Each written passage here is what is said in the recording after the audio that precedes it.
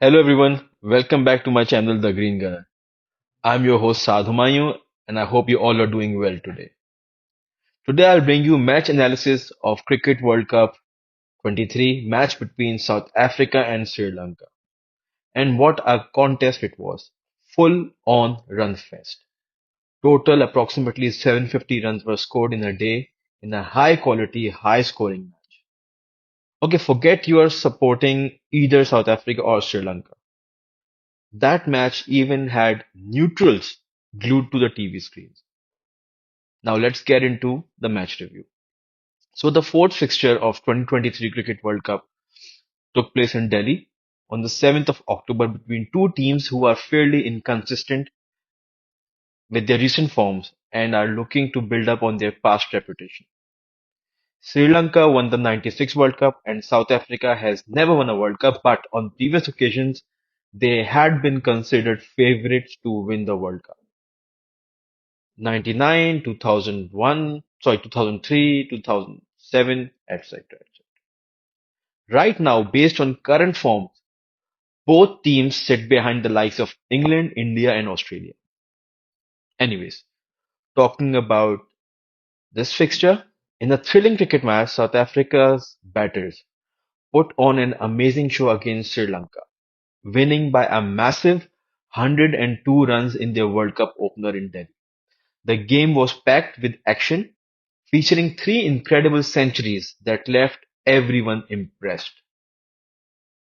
Leading the way for South Africa were Rassie van der Dusen, Quinton de Kock, and Aiden Markram, who each scored a hundred in a fantastic way. Not one of them played a boring inning, I must tell you that. Let's talk about the most exciting parts of this exciting match. South Africa scored a whopping 428 runs for the loss of just 5 wickets, setting a new record for the highest ever score in a World Cup match. And it was also the highest score at the Kotla Stadium. This match was only the fourth time in the history of One Day International that a single team had three centurions.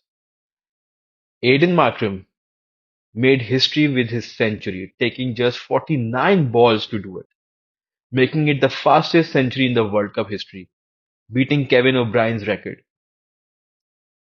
Fans saw a lot of boundaries in the game, with a total of 107.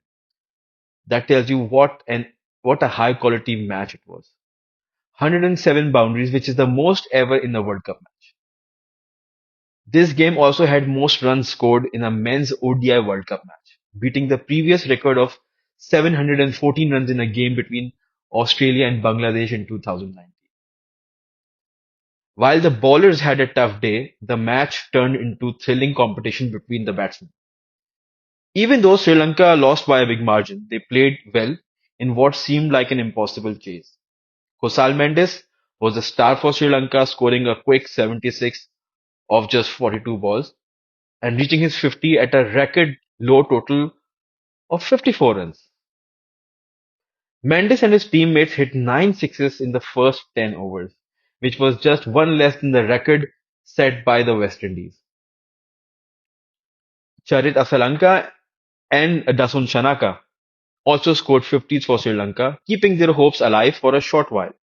But the big target was too much for them to achieve. Some late aggressive hitting from Rajita reduced the margin of defeat, which could be more important for their net run rate later in the tournament. We will find that out eventually.